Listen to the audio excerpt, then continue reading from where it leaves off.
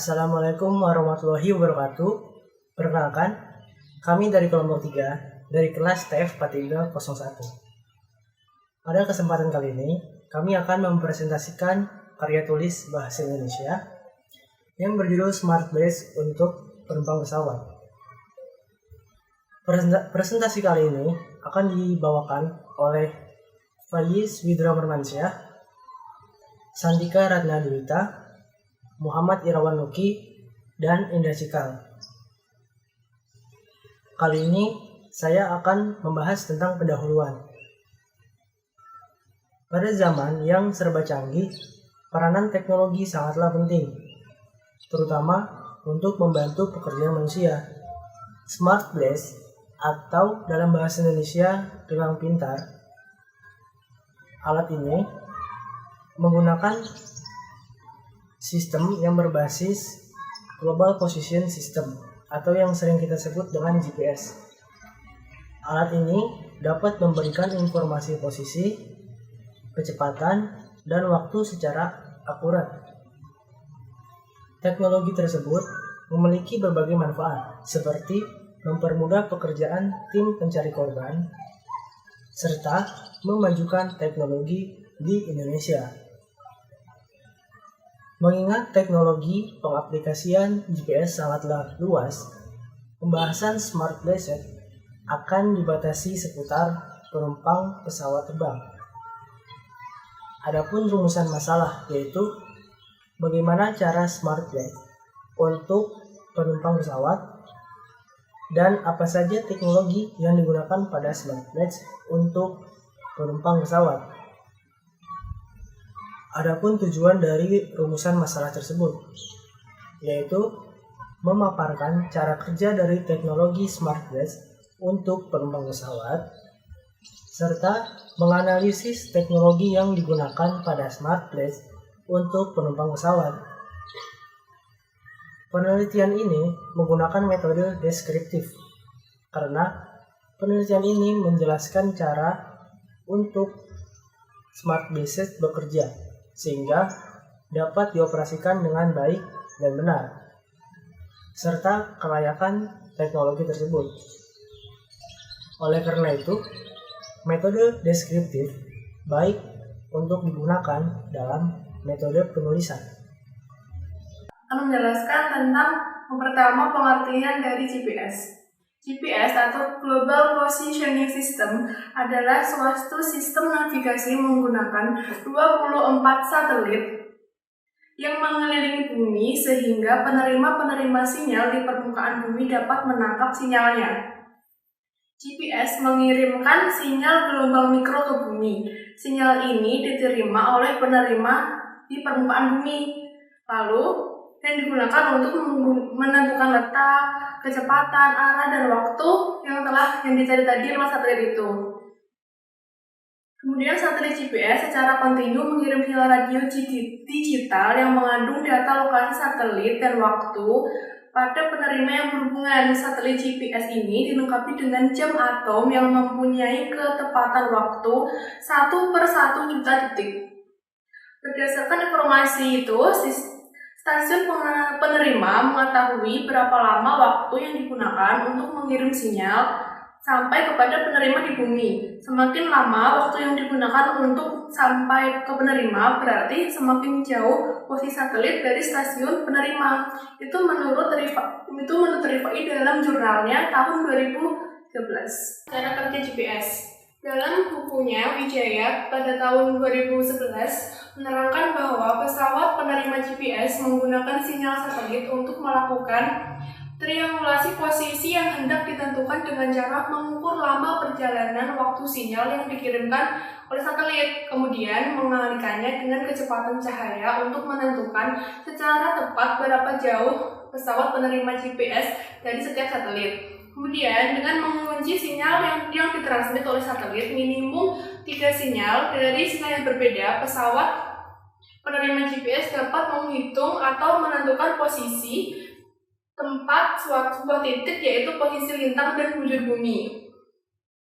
Kemudian penguntian sinyal satelit tersebut yang keempat membuat pesawat penerima GPS dapat menghitung posisi ketinggian dari titik yang telah dicari dari GPS tersebut terhadap permukaan laut dan keadaan ini yang ideal untuk melakukan navigasi. Terima kasih. Saya adalah orang ketiga, yaitu analisis. Saya akan menjawab dari rumusan masalah, yaitu bagaimana cara bekerja Smart Bracelet ini. Smart Bracelet ini gelang cerdas terintegrasi dengan GPS dengan solusi pencarian cepat hilangnya pesawat jatuh. Nama ini sama seperti sabuk pengaman, yaitu gelang pintar. Akan dipakai oleh setiap penumpang pesawat ketika masuk kabin. Alat ini, ketika pesawat di udara, gelang ini akan dengan keadaan mati. Namun, ketika mengalami benturan atau kecelakaan, Smart Bracelet ini akan menyala sendiri secara otomatis. GPS tracker di dalamnya secara otomatis menyala, kemudian mengirimkan data lokasi ke perangkat penerimanya. Juga sinyal yang mampu menembus benda padat dan memiliki daya jangkauan lebih dibandingkan dengan sinyal lain. Nah, yang kedua yaitu alat apa saja yang dipakai teknologi Smart Bracelet ini. Smart Bracelet ini yang digunakannya ada 3 macam teknologi yang dipakai GPS. Tipe alatnya yang pertama adalah navigasi. Ini benda mungkin cukup murah. Tetapi ketelitian tipe alat ini hanya diberikan baru dapat mencapai 3-6 meter. Tipe alat yang kedua adalah tipe geodetic single frequency atau juga disebut tipe pemetaan.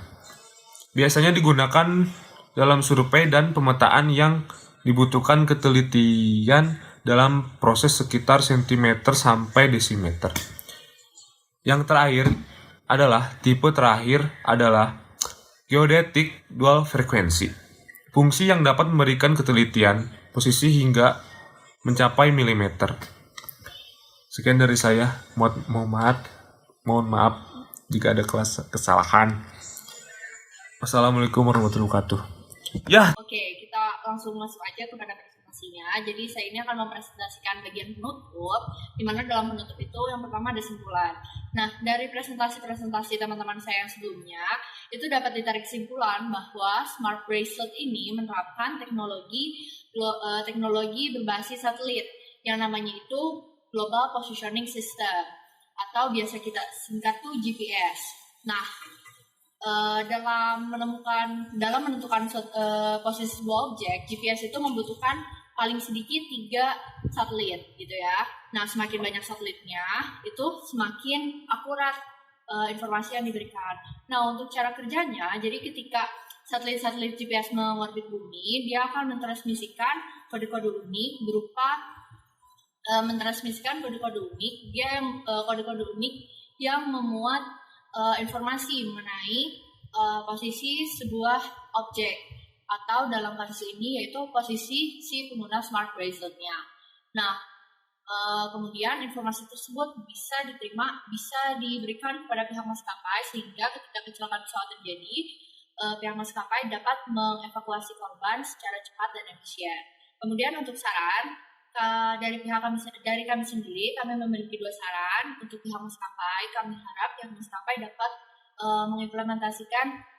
mengaplikasikan teknologi ini dalam penerbangannya sehingga ketika kecelakaan pesawat terjadi, korban kecelakaan pesawat bisa ditemukan secepatnya.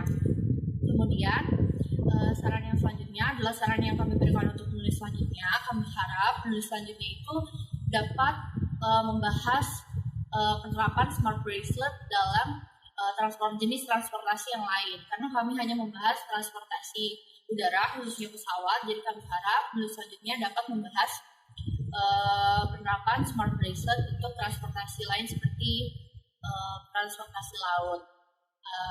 Ya, mungkin sekian saja presentasi dari kelompok kami. Mohon maaf apabila terdapat kekurangan. Terima kasih telah menonton. Semoga ilmunya bermanfaat. Sampai jumpa. Wassalamualaikum warahmatullahi wabarakatuh.